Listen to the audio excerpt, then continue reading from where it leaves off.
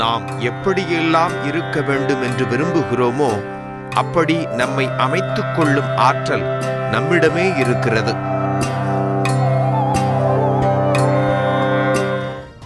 அப்படித்தான் நினைத்து ஆரம்பிக்கிறோம், ஆனால் அப்படித்தான் அமைகிறதா அப்படிங்கிற கேள்வி. எதை நீ நினைக்கிறாயோ அதுவாகவே ஆகிறாய் என்று விவேகானந்தர் சொல்லியிருக்கிறார். அப்படி ஒரு ஜனநாயகத்தை நாம் விரும்பும்படியாக அமைக்க வேண்டும் என்பதுதான் ஒட்டுமொத்த இந்த தேர்தல் திருவிழாவுடைய ப்ராசஸாக இருக்கிறது. வணக்கம் அன்பு நண்பர்களே, இன்றைய மக்கள் யார் பக்கம் நிகழ்ச்சியில் மீண்டும் உங்களை சந்திப்பதில் மிகுந்த மகிழ்ச்சி. ஏற்கனவே ஓடிக்கொண்டிருந்த இடையில் தடைப்பட்ட உள்ளாட்சி தேர்தல் திருவிழா தடைப்பட்டிருக்கிறதே என்று வருத்தப்பட்டு கொண்டிருந்த நேரத்தில் மீண்டும் ஒரு உற்சாகத்தை அரசியல் வெள்ளத்தில் ஏற்படுத்தியிருக்கக்கூடிய விதமாக இன்று தலைமை தேர்தல் ஆணையம் தில்லியில் அறிவித்திருக்கிறது. தமிழ்நாட்டில் 3 சட்டமன்ற தொகுதிகள், தஞ்சை, அரவக்குறிச்சி மற்றும் திருப்பரங்குன்றம் 3 சட்டமன்ற தொகுதியில், திருப்பரங்குன்றத்தில் திரு சீனிவேல், அதிமுகவுடைய சட்டமன்ற உறுப்பினர் திரு சீனிவேல் மரணமடைந்ததை தொடர்ந்து அங்கு இடைத்தேர்தல். ஏற்கனவே முறைகேடு நடந்ததாக நியாயமான தேர்தல் நடக்காது என்று தலைமை தேர்தல் ஆணையம் கருதி தஞ்சாவூர், அரவக்குறிச்சி 2 தொகுதியிலுமே சட்டமன்ற தேர்தலை ரத்து செய்த தமிழக தேர்தல் வரலாறு காணாத ரத்து நிகழ்வு நடந்திருக்கிறது. அதே போல பாண்டிச்சேரியில், புதுச்சேரியில் தற்போதைய முதலமைச்சர் திரு நாராயணசாமி அவர்கள் அங்கு அதிகாரப்பூர்வமாக சட்டமன்ற உறுப்பினராக தேர்ந்தெடுக்கப்படுவதற்காக அங்கு நெல்லித்தோப்பு தொகுதியில் தேர்தல் நடக்க இருக்கிறது. இப்படி தமிழ் கூறும் நல்லுலகில் 4 தொகுதியில் இடைத்தேர்தல் நடக்க இருக்கிறது. நவம்பர் 19ஆம் தேதி சனிக்கிழமை என்று. வரக்கூடிய அக்டோபர் 26, வரக்கூடிய 26ஆம் தேதி இந்த புதன்கிழமை போய் அடுத்த புதன்கிழமையிலிருந்தே வேட்புமனு தாக்கல் துவங்கிறது. நவம்பர் 19ஆம் தேதி வாக்குப்பதிவு நடக்கிறது. நவம்பர் 22ஆம் தேதி செவ்வாய்க்கிழமை நினைக்கிறேன், நவம்பர் 22ஆம் தேதி வாக்கு எண்ணிக்கை நடக்க இருக்கிறது. 4 சட்டமன்ற தொகுதியிலும் யார் தேர்தலில் வெற்றி பெறப் போகிறார்கள் என்பது நிச்சயமாக 2 நாட்களுக்குள்ளாக, நாளை நாள் மறுதினத்துக்குள்ளாக வேட்பாளர்கள் எல்லாம் அறிவிக்கக்கூடிய படலம் ஆரம்பத்துடன் எதிர்பார்க்கப்படுகிறது. தேர்தல் திருவிழாவுக்கு முழுமையாக அனைத்து கட்சிகளுமே எப்படி இந்த தொகுதியில் தேர்தல் வந்துடும் தெரியும். சில கட்சிகள் தங்களுடைய வேட்பாளர்களை தொடர்ந்து மீண்டும் நியமிக்கலாம், சில கட்சிகள் வேட்பாளரை மாற்றலாம். என்ன மாதிரி செய்ய போறாங்க பார்க்கிறோம். இந்த இடத்துல மக்கள் நல கூட்டு இயக்கம் இந்த தேர்தலில் போட்டியிடாது என்பது 99% உறுதியான விஷயமா இருக்கிறது. கூட்டணி கட்சிகளோடு சேர்ந்து பேசி அந்த முடிவை அதிகாரப்பூர்வமாக அறிவிப்போம் என்று திரு திருமாவளவன் அவர்களும் திரு வைகோ அவர்களும் அறிவித்திருக்கிறார். அதேபோல பாஜக இந்த தேர்தலில் நிச்சயமாக போட்டியிடும் என்று அந்த கட்சியுடைய மாநில தலைவர் திருமதி தமிழிசை சவுந்தரராஜன் தெரிவித்திருக்கிறார். அதேபோல தமாகவும் தேமுதிகவும் என்ன செய்ய போகிறது என்று ஒரு கேள்விக்குறியா இருக்கிறது. தமாக போட்டியிடாது என்று அறிவித்திருக்கிறது. தேமுதிக என்ன செய்ய போகிறது என்று கேள்விக்குறியா இருக்கிறது. பாட்டாளி மக்கள் கட்சி அநேகமா போட்டியிடுமா இல்லையா என்ற ஒரு கேள்விக்கும் எழுகிறது. திராவிட முன்னேற்ற கழகம் தன்னுடைய கூட்டணி கட்சியாக இருக்கக்கூடிய காங்கிரஸ் கட்சியுடைய ஆதரவை ஏற்கனவே உண்டு என்று அந்த கட்சியுடைய மாநில தலைவர் திரு திருநாவுக்கரசர் அவர்கள் சொல்லியிருக்கார். திமுகவுக்கு எங்களுடைய ஆதரவு இந்த தேர்தலும் ஏற்கனவே இருந்தவர்கள் தொடரும் என்று சொல்லியிருக்கிறார். எனவே காங்கிரஸ் கட்சியோடு போதும் என்று முடிவு செய்ய போகிறதா, கடந்த சட்டமன்ற தேர்தலில் கூட்டணி இருந்தவர்கள் மட்டுமே போட்டியிட போகிறதா, இன்னும் கூட்டணிக்கான வாய்ப்புகளை அதிகரிக்க போகிறதா, இன்னும் பெரும்பாலான எதிர்க்கட்சிகளை ஒன்றிணைக்கக்கூடிய முயற்சியில் மேற்கொள்ள போகிறதா, ஒரு பொது வேட்பாளரை கூட திராவிட முன்னேற்றம் நிறுத்தப் போகிறதா என்பதெல்லாம் பொறுத்திருந்து பார்க்க வேண்டிய விஷயம். அதிமுக நிச்சயமாக ஏற்கனவே சந்தித்தது போல் இடைத்தேர்தலில் பெரும்பாலான சந்தர்ப்பங்களில் ஆளுங்கட்சியை வெற்றி பெறக்கூடிய கிட்டத்தட்ட 97க்கு பிறகான நிலைமையில் நம்ம பார்த்துக் கொண்டிருக்கிறோம். ஆளுங்கட்சியை தொடர்ந்து அதிமுக ஆட்சியோ திமுக ஆட்சியோ தொடர்ந்து இடைத்தேர்தலில் அந்தந்த ஆளுங்கட்சியை வெற்றி பெறக்கூடிய பார்க்கிறோம். ஏற்கனவே வெற்றி பெற்ற தன்னம்பிக்கையில் இருக்கக்கூடிய அதிமுக இந்த தேர்தலில் தனித்தான் சந்திக்கணும் என்று அரசியல் வல்லுநர்கள் தெரிவிக்கிறார்கள். எப்படி இந்த தேர்தல் திருவிழா அடுத்தடுத்த உச்சகட்ட பரபரப்பை அடைய போகிறது என்பதை நாம் தொடர்ந்து பார்க்க இருக்கிறோம். இப்போது நாம் இந்த அதிமுக ஆட்சி 100 நாட்களை நிறைவு செய்த பிறகு மக்கள் என்ன நினைத்தார்கள் என்று தமிழகம் முழுக்க இருக்கக்கூடிய 231 தொகுதியிலும் கிட்டத்தட்ட 17,000க்கும் மேற்பட்ட வாக்காளர்களை நேரடியாக களத்தில் சந்தித்து, தொகுதி வாரியாக சந்தித்து, ஒவ்வொரு தொகுதியிலும் மக்கள் என்ன நினைக்கிறார்கள், தங்களுடைய சட்டமன்ற உறுப்பினருடைய இந்த 100 நாள் செயல்பாடு எப்படி இருக்கிறது, 103வது நாள் 119 நாள் வரைக்கும் நாம் நடத்திய கருத்து கணிப்புடைய முடிவுகளை நாம் ஒன்றாக பார்த்துக் கொண்டிருக்கிறோம். இன்று நாம் பார்க்க இருக்கக்கூடிய சட்டமன்ற தொகுதியில் கோவை, ஈரோடு மற்றும் நீலகிரி மாவட்ட சட்டமன்ற தொகுதியில் அங்கு நிலவரம் எப்படி இருக்கு அப்படிங்கிறத நம்ம பார்க்க இருக்கிறோம். அந்த சட்டமன்ற தொகுதியில் பல முன்னாள் அமைச்சர்கள், பல இன்னாள் அமைச்சர்கள், திராவிட முன்னேற்ற கழகம் மற்றும் அனைத்து இந்திய அண்ணா திராவிட முன்னேற்ற கழகம் 2 கட்சியும் சேர்ந்து பார்க்கிறோம். ஏற்கனவே இந்த இடத்துல அதிகமான இந்த கொங்கு பெல்ட் என்பது அதிகமாக அதிமுகவுக்கு மிகப்பெரிய செல்வாக்கை ஏற்படுத்தி தந்த ஒரு பகுதியாக இருக்கிற பார்க்கிறோம். இந்த இடத்துல தான் மிக அதிகமான சட்டமன்ற உறுப்பினர்களை அனைத்து இந்த அண்ணா திராவிட முன்னேற்ற கழகம் பெற்றது. இந்த தொகுதி மக்கள் தங்களுடைய சட்டமன்ற உறுப்பினர் செயல்பாடு எப்படி இருக்கிறது என்பதை நமக்காக அறிந்து வந்திருக்கிறார் கிறிஸ் இன்ஃபோ மீடியா நிறுவனத்தைச் சேர்ந்த திரு அருண் கிருஷ்ணமூர்த்தி. உங்கள் நிகழ்ச்சிக்கு வரவேற்கிறேன். நம்ம ஒவ்வொரு தொகுதியில் நான் பார்க்க இருக்கிறோம். முதல்ல இன்னைக்கு நான் பார்க்கக்கூடிய சட்டமன்ற தொகுதி மேட்டுப்பாளையம் சட்டமன்ற தொகுதி.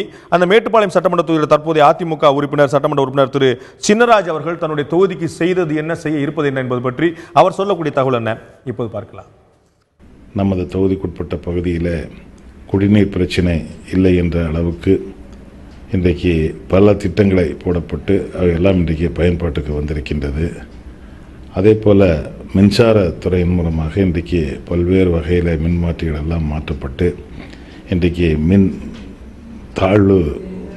மின்னழுத்தம் குறைவாக இருக்கின்ற பகுதியே இல்லை என்ற ஒரு நிலைமையை உருவாக்கின்ற வகையில் பல்வேறு வகையில் இன்றைக்கு அதையெல்லாம் முதன்மைப்படுத்தி சீர்படுத்தப்பட்டிருக்கிறது. திரு சின்னராஜ் அவர்கள் மேட்டுப்பாளையம் சட்டமன்ற உறுப்பினர்கள் சொன்னது என்ன என்பதை பார்த்தோம். அவர் என்ன செய்த என்பதை என்ன முயற்சி செய்து கொண்டிருக்கிறார் என்பதை சொன்னார்.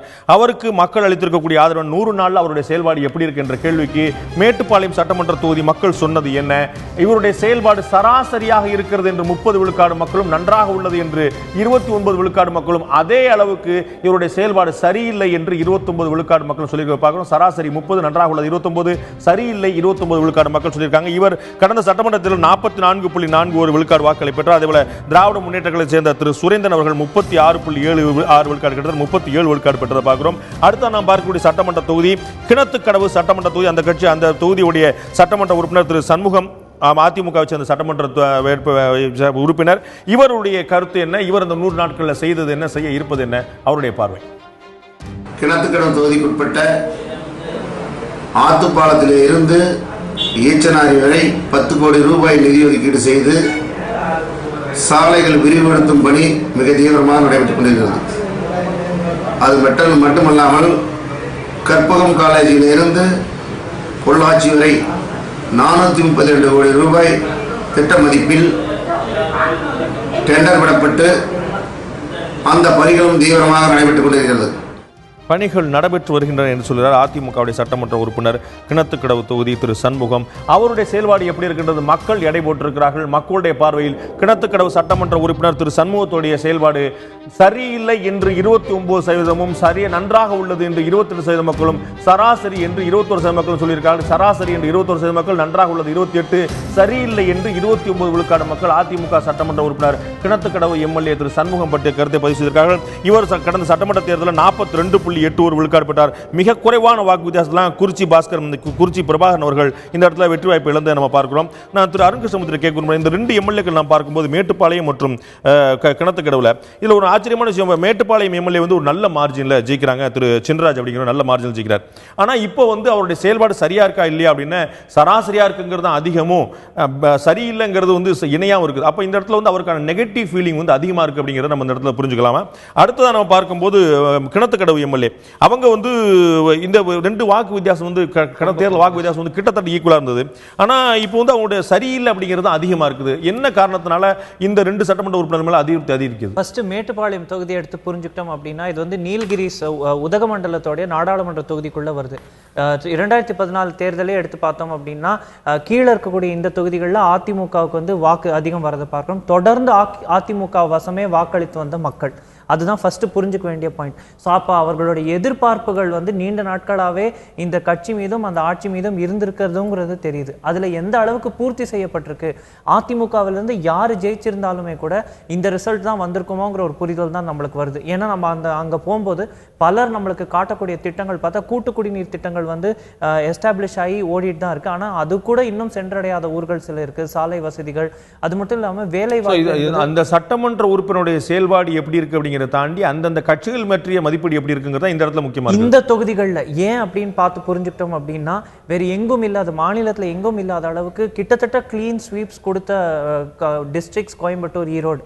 இங்கே ஈரோட்டில் ஈரோடு மாவட்டத்தில் எல்லா தொகுதியும் ஜெயிக்கிறாங்க. இங்கே ஒரு தொகுதி தவிர எல்லா தொகுதியும் ஜெயிக்கிறாங்க.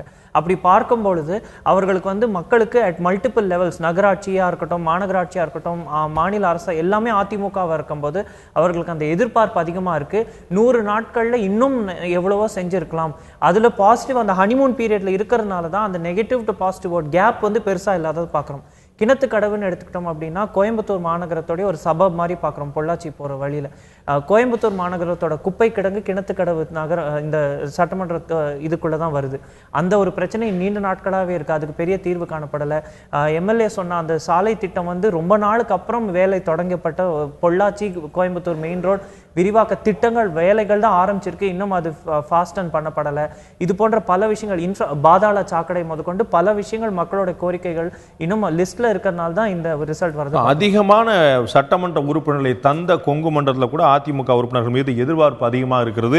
அது எதிர்ப்பாக மாறக்கூடிய வாய்ப்புகள் கூட இருக்குது. அது எப்படி செயல்பாடுகள் இருக்கு அப்படிங்கிறத பொறுத்தா இருக்குது. அடுத்த நான் பார்க்கக்கூடிய சட்டமன்ற தொகுதி சூலூர் சட்டமன்ற தொகுதி. அந்த சட்டமன்ற தொகுதியுடைய சட்டமன்ற உறுப்பினர் திரு கனகராஜ் அவர்கள் அதிமுக சார்பாக அவருடைய செயல்பாடு நன்றாக உள்ளது என்று 30 விழுக்காடு, சரியில்லை என்று 28 விழுக்காடு, சராசரி என்று 27 விழுக்காடு சொல்லியிருக்காங்க. சராசரி 27, சரியில்லை 28, நன்றாக உள்ளது என்று 30% மக்கள் தெரிவித்திருக்கிறார்கள். ஆர் கனகராஜ் அதிமுகவுடைய சட்டமன்ற உறுப்பினர் சூலூர் சட்டமன்ற தொகுதி. இவர் கடந்த சட்டமன்ற தேர்தலில் 47.38 விழுக்காடு பெற்றார். மிக குறைவாக மனோகரன் காங்கிரஸ் கட்சி இந்த மனோகரன் வந்து கிட்டத்தட்ட 30 விழுக்காடு வாக்கு தான் வாங்கியிருக்கார். கிட்டத்தட்ட 17 விழுக்காடு வாக்குல அவர் வந்து கூடுதலான வாக்குகளை பெற்று வித்தியாசம் வெற்றி பெற்றிருக்கார். அடுத்ததான் நான் பார்க்கக்கூடிய சட்டமன்ற தொகுதி கவுண்டம்பாளையம் சட்டமன்ற தொகுதி. அந்த கவுண்டம்பாளையம் சட்டமன்ற தொகுதியோட உறுப்பினர் ஆறுக்குட்டி, அதிமுகவை சேர்ந்த திரு ஆறுக்குட்டி அவர்கள் அவருடைய செயல்பாடு நன்றாக உள்ளது என்று 31 விழுக்காடு, சரியில்லை என்று 29 விழுக்காடு, சராசரி என்று 25 விழுக்காடு, சராசரி 25, சரியில்லை 29, நன்றாக உள்ளது 31 விழுக்காடு. இவர் கடந்த சட்டமன்ற தேர்தல் 40.70 விழுக்காடு பெற்றிருந்தார். திரு கிருஷ்ணன், அவருடைய பையா கவுண்டர் என்று அழைக்கப்படக்கூடிய கிருஷ்ணன், திரு திமுகவை சேர்ந்தவர், அவர் வந்து 37.76 விழுக்காடு வாக்குகள் தான் வாங்குகிறார்.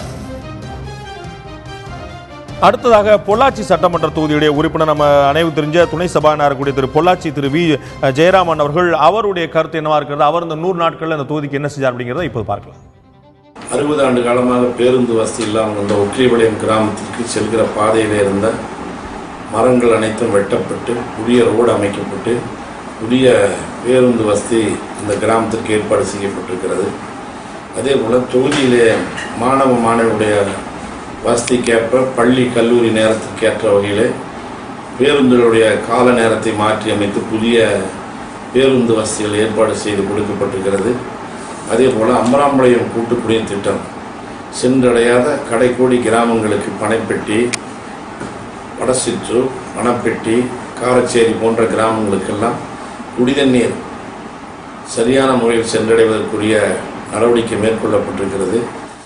இவர் இப்படி சொல்ல மக்கள் என்ன சொல்கிறார்கள்? பொள்ளாச்சி ஜெயராமனுடைய செயல்பாடு எப்படி இருக்கின்றது மக்களிடம் கேட்டபோது அவர்கள் அளித்த வாக்கு, இவருடைய செயல்பாடு நன்றாக உள்ளது என்று 31 விழுக்காடு, சரியில்லை என்று 29 விழுக்காடு, சராசரி என்ற 25 விழுக்காடு, சராசரி 25, சரியில்லை 29, நன்றாக உள்ளது 31% மக்கள் பொள்ளாச்சி ஜெயராமன் மீது அதிமுக சேர்ந்த சட்டமன்ற உறுப்பினர் துணை சபாநாயகருக்கு தெரிவித்திருக்கிறார். நான் திரு அருண் கிருஷ்ணமூர்த்தி கேட்க விரும்புகிறேன். இந்த 3 தொழிலும் நம்ம பார்க்கக்கூடிய விஷயம், பொள்ளாச்சி ஆகட்டும், அதற்கு முன்னாடி கிணத்துக்கடவா இருக்கட்டும், மன்னிக்கணும், அது சூலூர் ஆகட்டும், கவுண்டம்பாளையம், 3லையுமே ஒரு 2 விழுக்காடு வாக்கு தான் வந்து சரியா இருக்கு. 3மே பாசிட்டிவான விஷயம் வந்து கொஞ்சம் கூடுதலா இருக்கு. இருந்தாலுமே 3லையுமே வந்து சரிக்கும் சரியில்லைங்கிறதுமான வித்தியாசம் 2 விழுக்காடு தான் இருக்குது. எதனால இந்த வித்தியாசம்? நம்ம தேர்தல் ரிசல்ட்டையும் இதையும் கூட கொஞ்சம் கம்பேர் பண்ணி பார்த்தா இதுதான் அந்த ஸ்ட்ரிங் எஃபெக்ட் பார்க்குறோம். பக்கத்து தொகுதிகள், கவுண்டம்பாளையம் சூலூர் பக்கத்து தொகுதிகள் இல்லைனா கூட ஒரே மாவட்டத்துக்கு உட்பட்ட தொகுதிகள், மக்களுடைய எண்ண ஓட்டம் ஒரே மாதிரி இருக்கிறத நம்மளுக்கு புரிஞ்சுக்க இது வந்து சப்ஸ்டான்ஷியேட் பண்ணுது. கவுண்டம்பாளையம் கிணத்துக்கடவு மாதிரி தான், ஒரு சபர்பன் ரீஜன் கோயம்புத்தூருக்கு, மாநகரத்துக்கு இருக்கக்கூடிய முக்கியத்துவம் இல்லாமல் வளர்ச்சிக்கு ஈடு கொடுக்க முடியாமல் ஒரு தவித்து வரக்கூடிய ஒரு சின்ன நகரம் கோயம்புத்தூருக்கு வெளில பார்க்குறோம் கவுண்டம்பாளையம். அங்கே மக்களோட ஆஸ்பிரேஷன்ஸ் அதுவாக தான் இருக்கு. பொள்ளாச்சி இல்லை நம்ம சூலூர் தொகுதிகளுக்கு, சூலூரும் அதே மாதிரி ஒரு சபப், இங்கெல்லாம் வந்தோம் அப்படி என்னன்னா முதல்ல வந்து மக்களுடைய கோரிக்கை உட்கட்டமைப்பு வசதிகள் வந்து மேம்படுத்தப்படலை, என்றைக்கோ செயல்படுத்தப்பட்ட திட்டங்களை வச்சுதான் இன்னைக்கும் வந்து வாழ்க்கையை ஓட்டிட்டு இருக்கோம்.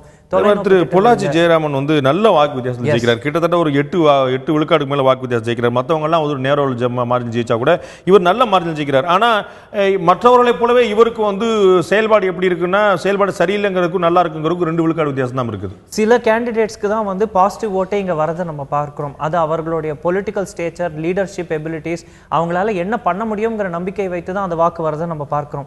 இன்னொன்று கவனிக்க வேண்டியது, திரு ஜெயராமன் அவர்கள் இந்த முறை தான் பொள்ளாச்சி தொகுதிக்கு வராரு. இதுக்கு முன்னாடி உடுமலைப்பேட்டை. அப்படி இருக்கும்போது அவருக்கு டைம் கொடுக்கவும் தயாரா இருக்காங்க. அதுவும் அவர் முக்கிய பதவியில வரும்போது எதிர்பார்ப்புகள் அதிகம் இருக்கு. அதே சமயம் காஷியஸான வாக்கும் இருக்கு. பாசிட்டிவா அதுல இருந்து எவ்வளவு மாறுது அப்படிங்கறத தான் நம்ம ஃபியூச்சர்ல பொறுத்து இருந்து பார்க்கணும். எப்படி மாறப்போகுங்கிற பார்ப்போம். அடுத்த நான் பார்க்கக்கூடிய சட்டமன்ற தொகுதி கோயம்புத்தூர் தெற்கு, கோவை தெற்கு தொகுதியில் வந்து அது சட்டமன்ற உறுப்பினர் அதிமுக சட்டமன்ற உறுப்பினர் அர்ஜுனன் வந்து அம்பாள் அர்ஜுன் அப்படின்னு சொல்லிட்டு அம்மன் அர்ஜுன் என்று அழைக்கப்படக்கூடியவர் அதிமுக சட்டமன்ற. அவருடைய செயல்பாடு எப்படி நன்றாக உள்ளது என்று 31 விழுக்காடு, சரியில்லை என்று 28 விழுக்காடு, சராசரி என்று 20 விழுக்காடு, சராசரியை விட 8 விழுக்காடு சரியில்லை என்பது அதிகமாக இருக்கிறது, அதை விட 3 விழுக்காடு நன்றாக உள்ளது அம்மன் அர்ஜுன் அப்படியுடைய செயல்பாடு சரியா இருக்கு அப்படின்னு சொல்லிட்டு கோவை தெற்கு சட்டமன்ற உறுப்பினர் அவருடைய செயல்பாடு மக்களுடைய பார்வை பார்க்கிறோம். இவர் வந்து கடந்த சட்டமன்ற தேர்தலில் 39 விழுக்காடு கிட்டத்தட்ட வாக்கு வாங்கியிருக்காரு. அதே போல கிட்டத்தட்ட ஒரு 27 விழுக்காடு காங்கிரஸ் கட்சியை சேர்ந்த சட்டமன்ற உறுப்பினர் சட்டமன்ற தேர்தலில் போட்டிட்ட திரு மயூரா ஜெயக்குமார், காங்கிரஸ் கட்சி இளைஞரணி செயலாளர் இருந்தவர், அவர் வந்து கிட்டத்தட்ட ஒரு 27 விழுக்காடு வாக்கு தான் வாங்குறாரு.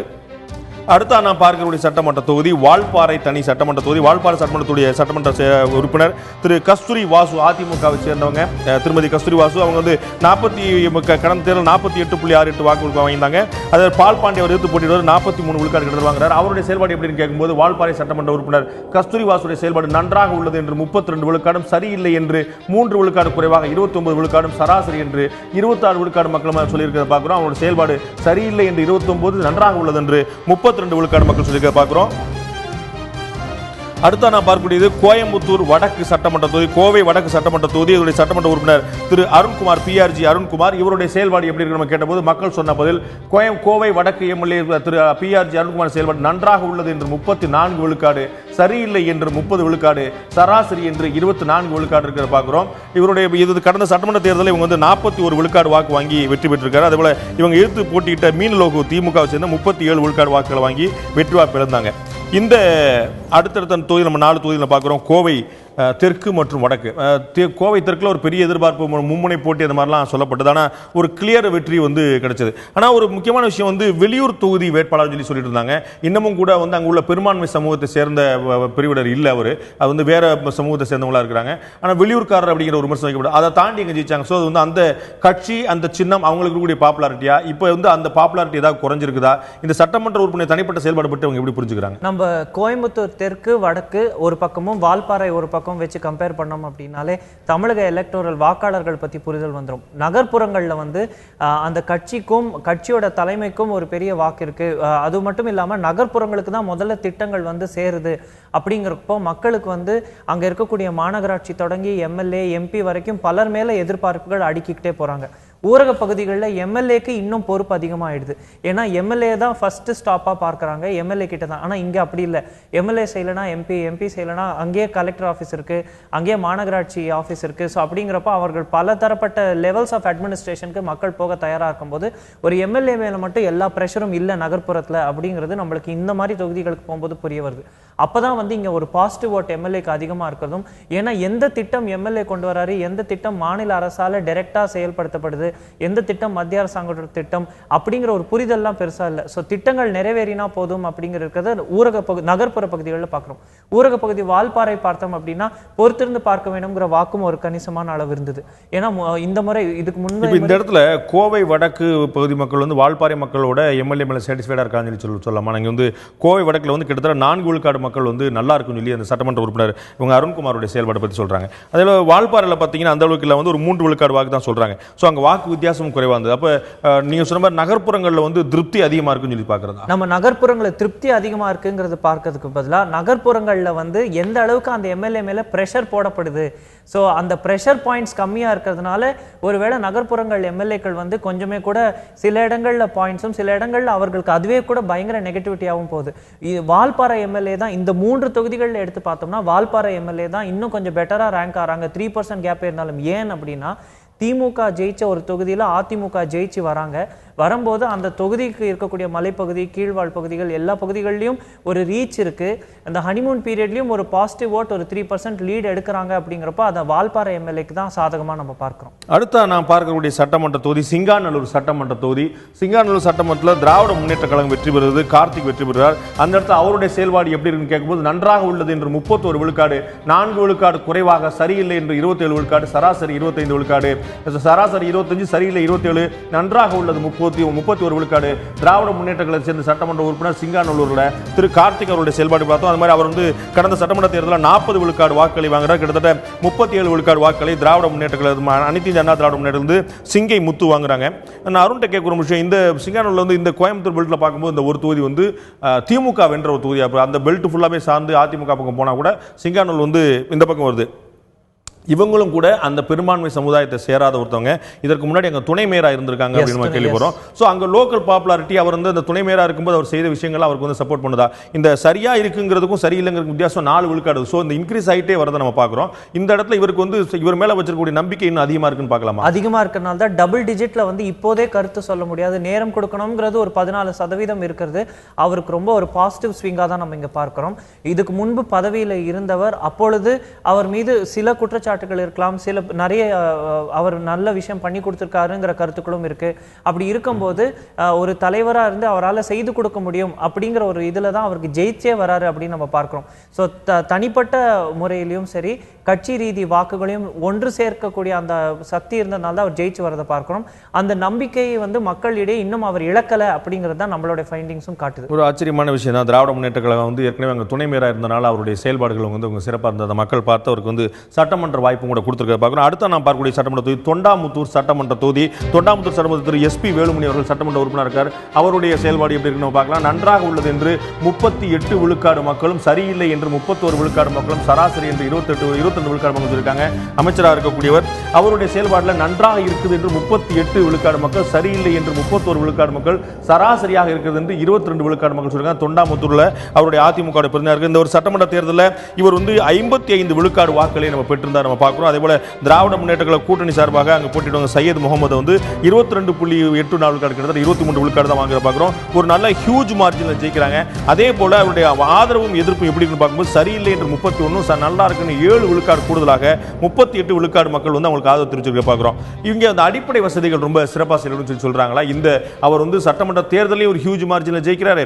இப்போ மக்களுடைய ஆதரவு எப்படின்னு கிட்டத்தட்ட 7 விழுக்காடு மக்கள் வந்து ஒரு பாசிட்டிவாக சொல்றாங்க.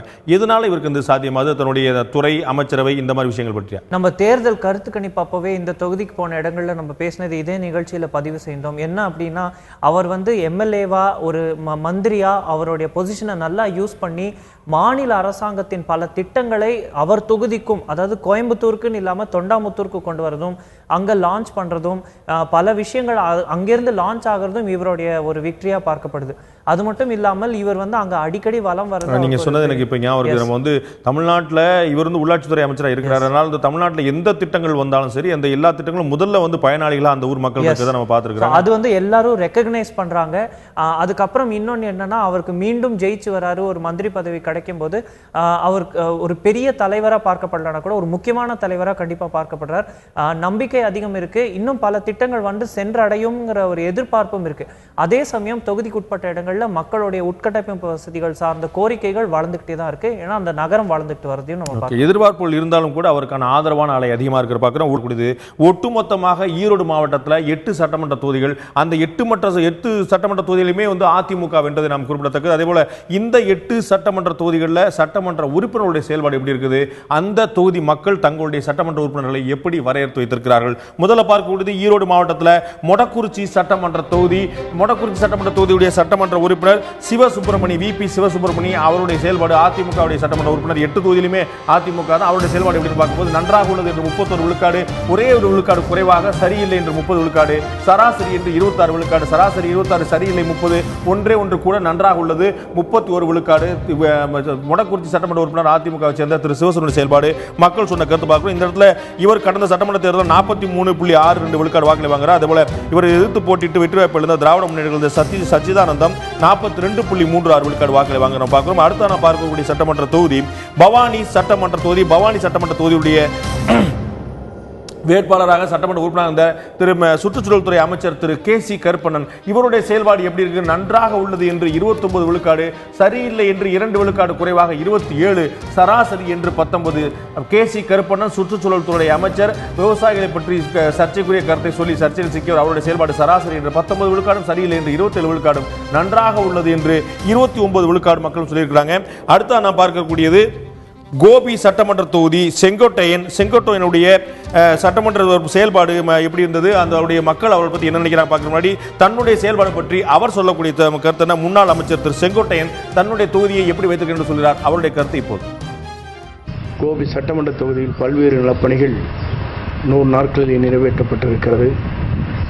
குறிப்பாக ஈரோட்டிலிருந்து சத்தியமங்கலம் வரையிலும் 4 வழிச்சாலைகள் அம்மா அவர்கள் அனுமதி வழங்கியிருக்கிறார்கள். சிறப்பான முறையில் இந்த பணிகள் துவங்க இருக்கிறது.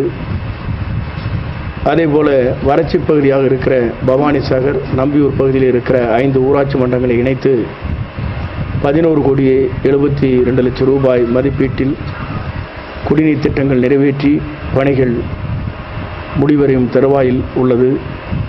குடிநீர்கள் பல பகுதிகளுக்கு இப்போது 75% வழங்கப்பட்டிருக்கிறது.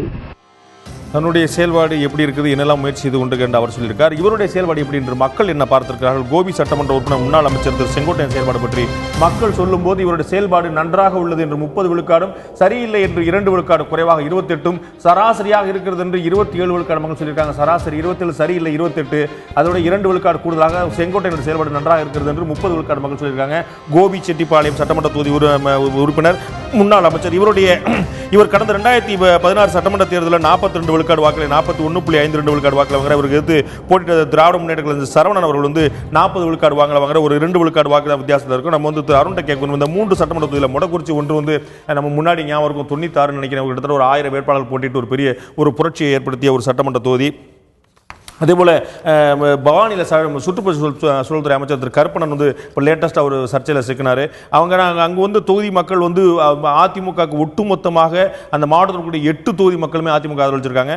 திரு செங்கோட்டையன் முன்னாள் அமைச்சர், கடந்த முறை அமைச்சராக இல்லாமல் இருந்தார், இந்த முறை அவருக்கு அமைச்சர் பதவி கொடுக்கப்படல. இந்த 3 பேருடைய செயல்பாடு மக்கள் எப்படி ரேட் பண்ணுறாங்க?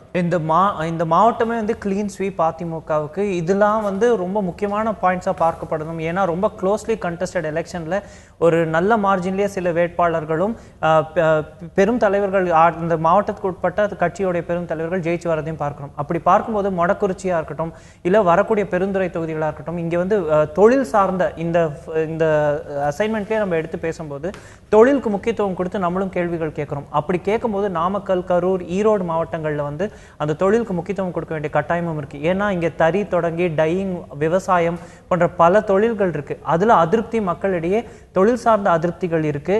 உட்கட்டமைப்பு வசதிகள், எலக்ட்ரிசிட்டி, தண்ணி, இது போன்ற பொது பிரச்சனைகள் இருந்தாலும் தொழில் சார்ந்த விஷயங்கள் நிறையவே இருக்கு. அது தென்னை விவசாயம் தொடங்கி இல்ல நீரோடைய மாசு தொடங்கி பல விஷயங்கள், சில நதிகள் பயங்கரமா மாசு அடைஞ்சிருக்கிற, இது போன்ற விஷயங்கள் இருக்கு. ஸோ மொடக்குறிச்சி, பவானி போன்ற ஊர்களில் இதெல்லாம் பெரிய விஷயமா இருக்கு. பவானியில் ஒரு வியப்பு பார்த்தீங்கன்னா, அவர் கிட்டத்தட்ட ஒரு 7% மேலே வாக்கு வங்கி, நல்ல வாக்கு வங்கியில் ஜெயிக்கிறார். ஆனால் இப்போ அவருடைய செயல்பாடு எப்படி இருக்குன்னா, 2% வாக்கு தான் மாறி வித்தியாசப்படுது. நல்லா இருக்குன்னு 29 பேர் சொல்றாங்க, சரியில்லைன்னு 27 பேர் சொல்றாங்க. நம்ம எடுத்திருக்கிற இந்த தொகுதிகள்லையும் பார்த்தா பவானியில் இன்னொரு நோட்டீஸ் பண்ண வேண்டிய பாயிண்ட், அவருக்கு நேர அவகாசம் கொடுக்கவும் மக்கள் ஒரு டபுள் டிஜிட்ல தயாரா இருக்காங்கிறத நம்ம பார்க்கிறோம். நம்ம மீண்டும் மீண்டும் இதே நிகழ்ச்சியில் பதிவு செய்யக்கூடிய விஷயம் என்ன அப்படின்னா, இன்றைய தேதியில் தேர்தல் நடந்தால் இவர்களுக்கு வாக்களிப்பீர்களான்னு கேட்கல, இவர்களுடைய பர்ஃபார்மன்ஸ் எப்படி இருக்கு, அதுல கூட ஒரு நெகட்டிவ் ஓட்ல போகாம பாசிட்டிவ் ஓட்ல தான் இருக்காங்க அப்படிங்கறது அவங்க ஃபேவரபிளா எடுத்துக்கலாம். ஆவரேஜ் ஓட்டும் இவர்களுக்கு டபுள் டிஜிட்ல அந்த சரியில்லைங்கிறதுக்கு நிகரா வர்றது தான் நம்ம பாசிட்டிவாகவும் எடுத்துக்கலாம், நெகட்டிவாகவும் எடுத்துக்கலாம். ஏன்னா இதுல தான் யார் எந்த பக்கம் போறாங்க ஃபியூச்சர்ல அப்படிங்கிறது நம்மளுக்கு தெரிய வரப்போகுது. திரு செங்கோட்டையனுடைய செயல்பாடு, செங்கோட்டையனோட செயல்பாடு நம்ம கருத்து கணிப்புல சொல்லும் போது கூட முன்பே நம்ம சொன்னோம், அவர் இதை விட நல்லாவே ஜெயிப்பாரு அப்படிங்கிற எதிர்பார்ப்பு இருந்தது. ஆனால் காங்கிரஸ் வேட்பாளர் ஒரு கடுமையான போட்டியை தராரு. திரு செங்கோட்டையன் அவர் மீது எதிர்பார்ப்புகள் அதிகமாக இருக்கிறதுக்கு காரணம், அவர் நிறைய தெரிந்த ஒரு தலைவர், அதே சமயம் சில சர்ச்சைகள்ல முன்பு சிக்கிய தலைவராகவும் பார்க்கப்படுறோம். அப்படி பார்க்கும்போது ரொம்ப பெரிய ஸ்ட்ராங் மேன், அதுல மாற்று கருத்தே இருக்க முடியாது. கோபிச்செட்டிப்பாளையம் திரு செங்கோட்டையன் ஸ்ட்ராங் மேன்ங்கிறது யாருக்குமே மாற்று கருத்து இருக்க முடியாது. ஆனால் அதே சமயம் மக்கள் காஷியஸா எதிர்பார்ப்புகளை வைக்கிறாங்க அப்படிங்கறத தான் நம்மளுக்கு பார்க்கிறோம். மீண்டும் அவருக்கு பதவி கொடுக்காதது கூட ஒரு அளவுக்கு அவருக்கு ஒரு இமேஜ் டென்ட் ஏற்படுத்தி இருக்கு தொகுதிக்குள்ளங்கிறதும் நம்மளுக்கு தெரிய வருது. அவர் அமைச்சரா இருந்தா இன்னும் கொஞ்சம் செஞ்சிருக்கலாம், ஏன் இந்த வாட்டியும் அவருக்கு அமைச்சர் கொடுக்கலன்னு தெரியலங்கிற கருத்துக்களும் பதிவு செய்தாங்க மக்கள். அமைச்சர் பதவி கொடுத்திருந்தா அவருடைய செல்வாக்கம் கூடிடக்கூடிய வாய்ப்பு இருக்கு. ஸோ அந்த இன்ஃப்ளூயன்ஸை பயன்படுத்தி இருப்பார் அப்படிங்கிற. ஸோ அமைச்சர் பதவி கொடுக்கப்படலங்கிறனால செல்வாக்கு குறைஞ்சிருக்கா, செல்வாக்கு குறைஞ்சிருக்கனால அமைச்சர் பதவி கொடுக்கல அப்படிங்கிறது ஒரு விவாதத்துக்குரிய கேள்வி. அடுத்த நான் பார்க்கக்கூடிய சட்டமன்ற தொகுதி ஈரோடு மேற்கு சட்டமன்ற தொகுதி. முன்னாள் அமைச்சர் திரு KV ராமலிங்கம், அவருடைய செயல்பாடு எப்படி இருக்கு நம்ம கேட்கும்போது, திரு KV ராமலிங்கம் செயல்பாடு நன்றாக உள்ளது என்று 32 விழுக்காடு மக்களும், 3 விழுக்காடு குறைவாக அவருடைய செயல்பாடு சரியில்லை என்று 29 விழுக்காடு மக்களும், சராசரி என்று 22 விழுக்காடு மக்கள் சொல்லியிருக்காங்க. திரு KV ராமலிங்கம் அதிமுக சேர்ந்த ஈரோடு மேற்கு சட்டமன்ற உறுப்பினர், அவருடைய செயல்பாடு சராசரி என்று 22, சரியில்லை என்று 29, நன்றாக உள்ளது என்று 32 விழுக்காடு மக்கள் சொல்லியிருக்காங்க. இவர் கடந்த சட்டமன்ற தேர்தலில் 43.46 விழுக்காடு வாக்களை வாங்குகிறார். முன்னாள் அமைச்சராக கூடிய முத்துசாமி திராவிட முன்னேற்ற கழகம் சார்பாக போட்டியிருந்தார். அவர் 40.8 கிட்டத்தட்ட 41 விழுக்காடு வாக்களை வாங்குகிறார் இந்த ஈரோடு மேற்கு சட்டமன்ற தொகுதியில். அடுத்து நாம் பார்க்கக்கூடியது அந்தியூர் சட்டமன்ற தொகுதி. அந்த அந்தியூர் சட்டமன்ற தொகுதியுடைய சட்டமன்ற உறுப்பினர் அதிமுக சேர்ந்த திரு KR ராஜகிருஷ்ணன், அவங்க சொல்லக்கூடிய கருத்து தன்னுடைய தொகுதிக்கு தான் செய்தது என்ன, செய்யவிருப்பது என்ன, அந்தியூர் சட்டமன்ற தொகுதியுடைய MLA உடைய கருத்து என்ன, இப்போது பார்க்கலாம். அந்தியூர் பகுதியினுடைய மக்களும் விவசாய மக்களுடைய நீண்ட நாள் கனவான மணியாச்சியிலிருந்து உபரி நீரை வரட்டப்பள்ளம் மற்றும் வழுக்குப்பாறையில் இணைக்கும் திட்டத்தை செயல்படுத்த வேண்டும் என்று மாண்புமிகு புரட்சித் தலைவி அம்மாவின் முன்னிலையிலே நான் கோரிக்கை வைத்தேன். மாண்புமிகு புரட்சித் தலைவி அம்மா அவர்கள் தாயுள்ளத்தோடு அதை உடனடியாக பரிசீலனை செய்ய உத்தரவிட்டார்கள். அந்த உத்தரவின் காரணமாக நடப்பு சட்டமன்ற கூட்டத்தொடரிலேயே பொதுப்பணித்துறை மானிய கோரியின் போது மாண்புமிகு புரட்சித் தலைவி அம்மா அவர்கள் அந்த திட்டத்தின் விரிவான ஆய்வு பணிக்காக ரூபாய் 10 லட்சம் ரூபாய் சட்டமன்றத்தில் ஒதுக்கி அறிவிப்பு செய்தார்கள். இதன் மூலம் இந்த நீண்ட நாள் கனவான அந்த பகுதி மக்கள் அந்த நீரின் மூலம் 7 ஏரிக்கும் மேற்பட்ட குளங்கள் நிரம்பி அதன் மூலம் விவசாயமும் இங்கே பொதுமக்களும் குடிநீர் பிரச்சனை முழுமையாக தீர வாய்ப்புள்ளது என்பதால் அம்மாவின் அறிவிப்பால் மிகவும் மகிழ்ச்சியாக உள்ளார்கள். 2 நிமிஷத்தில் மொத்தம் எத்தனை முறை அவர் வந்து தமிழக முதலமைச்சருடைய பெயரை குறிப்பிட்டார் அப்படிங்கிறது ஒரு கவனிக்க வேண்டிய விஷயமா இருக்குது. இவருடைய செயல்பாடு எப்படி இருக்குன்னு அந்த தொகுதி மக்கள்கிட்ட கேட்டபோது அவர்கள் சொன்னது, அந்தியூர் சட்டமன்ற உறுப்பினர் திரு ராஜகிருஷ்ணனுடைய செயல்பாடு சரியாக இருக்கிறது, நன்றாக உள்ளது என்று 31 விழுக்காடு மக்களும், சரியில்லை என்று 27 விழுக்காடு மக்கள், 4 விழுக்காடு குறைவாக 27 விழுக்காடு மக்களும், அதை விட 2 விழுக்காடு மக்கள் சராசரி என்று 25 விழுக்காடு மக்கள் சொல்லியிருக்காங்க. ஆமாம், திரு KR ராஜகிருஷ்ணன் அதிமுகவுடைய சட்டமன்ற உறுப்பினர், அந்தியூருடைய MLA, அவருடைய செயல்பாடு சராசரி 25, சரியில்லை 27, நன்றாக உள்ளது என்று 31 விழுக்காடு மக்கள் சொல்லியிருக்காங்க. அவர் கடந்த சட்டமன்ற தேர்தலில் 42.21 விழுக்காடு வாக்களை வாங்குகிறார். அவர் எதிர்த்து போட்டிட்ட திராவிட முன்னேற்ற கழகத்தை சேர்ந்த வெங்கடாச்சலம் வந்து 39 விழுக்காடு வாக்களை வாங்குகிறார். அடுத்த நாம் பார்க்கக்கூடிய சட்டமன்ற தொகுதி பவானி சாகர் சட்டமன்ற தொகுதி. பவானி சாகர் சட்டமன்ற தொகுதியுடைய உறுப்பினர் திரு ஈஸ்வரன் அவர்களுடைய செயல்பாடு எப்படி இருக்குது? அதிமுகவை சேர்ந்த ஈஸ்வரனுடைய செயல்பாடு நன்றாக உள்ளது என்று 32 விழுக்காடு மக்களும், 4 விழுக்காடு குறைவாக இவருடைய செயல்பாடு சரியில்லை என்று 28 விழுக்காடு மக்களும், 6 விழுக்காடு குறைவாக இவருடைய செயல்பாடு 22% சராசரி என்று மக்கள் சொல்லியிருக்காங்க. சராசரி என்று 22%, சரியில்லை என்று 28%, நன்றாக உள்ளது ஈஸ்வரன் அதிமுகவுடைய சட்டமன்ற உறுப்பினர், பவானி சாகருடைய MLA செயல்பாடு நன்றாக உள்ளது என்று 32 விழுக்காடு மக்கள் சொல்லி பார்க்கிறோம். இவர் கடந்த சட்டமன்ற தேர்தலில் 42.23 விழுக்காடு வாக்களை வாங்குகிறார். இதோட 7 விழுக்காடு வாக்கள் குறைவாக சத்யா வந்து திராவிட முன்னேற்றத்தில் சேர்ந்த சத்யா 35.56 விழுக்காடு வாக்களை வாங்குறாங்க. அடுத்த பார்க்கக்கூடிய சட்டமன்ற தொகுதி ஈரோடு கிழக்கு. ஈரோடு கிழக்கு சட்டமன்ற தொகுதியுடைய சட்டமன்ற உறுப்பினர் தென்னரசு, இவருடைய KS தென்னரசு, இவருடைய செயல்பாடு எப்படி இருக்குன்னு கேட்டபோது மக்கள்கிட்ட 32 விழுக்காடு மக்கள் சரியாக உள்ளது என்றும், சரியில்லை என்று 28 விழுக்காடு மக்களும், சராசரி என்று 17 விழுக்காடு மக்கள் சொல்லியிருக்காங்க. 17 விழுக்காடு மக்கள் சராசரி என்றும், சரியில்லை என்று 28 விழுக்காடு மக்களும், நன்றாக உள்ளது என்று 4 விழுக்காடு கூடுதலாக ஈரோடு கிழக்கு சட்டமன்ற உறுப்பினர் KS தென்னரசுடைய செயல்பாடு நன்றாக உள்ளது என்று 32 விழுக்காடு மக்கள் சொல்லியிருப்பதை நம்ம பார்க்கிறோம். நான் திரு அருண் கிருஷ்ணமூர்த்தி கேட்கிறேன், இந்த இவர் தென்னரசு வந்து 2வது முறையாக MLA இருக்கார், ஏற்கனவே ஒரு முறை MLA இருந்தார். இவர் எதிர்த்து போட்டிட்ட சந்திரகுமார் அவர் வந்து 38.57 விழுக்காடு வாக்குறாரு. நம்ம தென்னரசு வந்து 43.83 விழுக்காடு வாக்குறது, 44 விழுக்காடு, ஒரு 4 விழுக்காடு 4-6 விழுக்காடு வித்தியாசத்தில் வாக்கு வாங்குறாங்க. இதே சந்திரகுமார் தான் கடந்த முறை அங்கே சட்டமன்ற உறுப்பினராக இருந்தார். அவரை எதிர்த்து போட்டிட்டு இந்த முறை திமுக கூட்டணி இருந்தார், போன முறை அதிமுக கூட்டணி இருந்தார். இப்போ வந்து இவருடைய செயல்பாடும் நல்லா இருக்குன்னு சொல்லியிருக்காங்க, வாக்கு வித்தியாசமும் நல்லா இருக்குது. ஈரோடு வந்து இந்த அதிமுக சாதமாக இருக்கக்கூடிய செயல்பாடு காரணமா, இல்லாட்டி தென்னரசு ஏற்கனவே MLA இருந்தவர் இந்த முறை மக்களுடைய பிரச்சனை இன்னும் கூர்ந்து புரிஞ்சிருக்கிறார்? இந்த தொகுதிக்குன்னு கஸ்டமைஸ்டா தான் பதில் சொல்லணும். எப்படி பார்த்தீங்க அப்படின்னா, இவர் ஏற்கனவே MLA-வா இருக்காரு, இவருடைய செயல்பாடுகளையும் மக்கள் முன்பு பார்த்துருக்காங்க. இதுக்கு முன்பு MLA-வா ஒருத்தர் இருந்திருக்கார் திரு சந்திரகுமார். அவர் வந்து அவருடைய செயல்பாடு அந்த அளவுக்கு மக்களுக்கு திருப்தி அளிக்கலைங்கிற விஷயமும் நம்மளுக்கு வெளியில வருது. அப்படி இருக்கும்போது இவருக்கு மீண்டும் ஒரு வாய்ப்பு கொடுக்க தான் அந்த ஆவரேஜ் ஓட்டு குறைஞ்சு அது இன்னும் கூட பொறுத்திருந்து பார்க்கணும் அப்படிங்கிறது ஒரு 15% வருது. இவருக்கு ஒரு பாசிட்டிவ் ஓட்டா நம்ம பார்க்கிறோம்.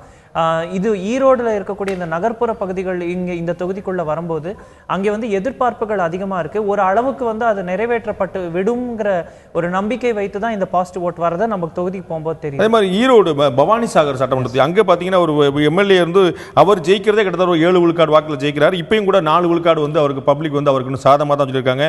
அது மாதிரி நீங்க சொன்ன போல இன்னும் பொறுத்திருந்து தான் பார்க்கணும்னு சொல்லிட்டு அவருக்கு இன்னும் கூடுதலான டைம் கொடுக்கணும். கிட்டத்தட்ட 13 விழுக்காடு மக்கள் சொல்றாங்க. ஸோ அவர் அந்த மக்களுடைய நன்மதிப்பை எப்படி பெறார் அந்த இடத்துல? பவானி, அந்தியூர் இந்த 2 தொகுதியுமே நம்ம எடுத்துக்கிட்டோம் அப்படின்னா விவசாயிகள் சார்ந்த கோரிக்கைகளும் பிரச்சனைகளும் தான் அதிகமா இருக்கு. அதுல முக்கியமா இன்னொன்று பார்க்க வேண்டியது என்னன்னா, நில அபகரிப்பும் லாஸ் ஆஃப் அக்ரிகல்ச்சரல் லேண்ட் வந்து ஒரு பெரிய இஷ்யூவா பார்க்கப்படுது. அங்க இருக்கக்கூடிய அந்த விளைநிலங்களை வந்து பிளாட் போட்டு விற்கிறதும் இதெல்லாம் வந்து அரசியல் தலையீடு அதிகம் இருக்கிறதுனால பிரஷர் இருக்கிறதும், நீர்வழித்தடங்கள் சரி செய்யப்படாததும் இதெல்லாம் கோரிக்கைகளாகவும் பிரச்சனைகளாகவும் இருக்கு.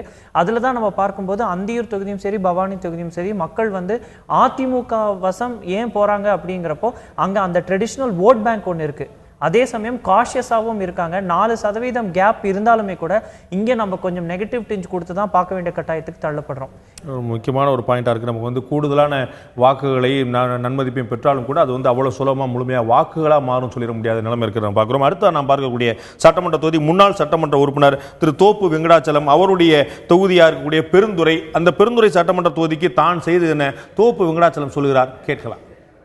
இந்த 100 நாளை பொறுத்தவரையில் பெருந்துறை சிப்காட் பகுதியில் இருக்கக்கூடிய பல்வேறு மக்களுடைய அடிப்படை வாழ்வாதாரத்தை பாதிக்கக்கூடிய அளவில் இருக்கக்கூடிய அந்த சுற்றுச்சூழலை பாதுகாக்கக்கூடிய அளவில் இன்றைக்கு திட்டங்கள் நிறைவேற்றப்பட்டு போர்க்கால அடிப்படையில் இன்றைக்கு நிறைவேற்றப்பட்டிருக்கிறது.